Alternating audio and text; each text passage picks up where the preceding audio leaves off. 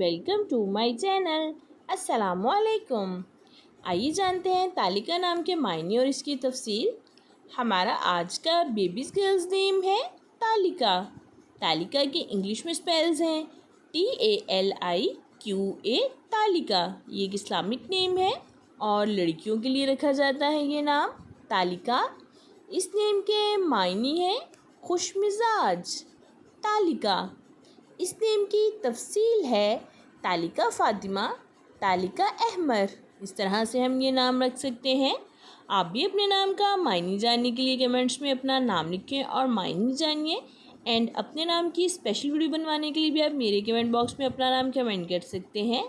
And please like the video, subscribe my channel. Okay dears, फिर मिलेंगे new name new video के साथ। अपना ख्याल रखिएगा, दुआओं में याद रखिएगा। अल्लाह हाफिज़।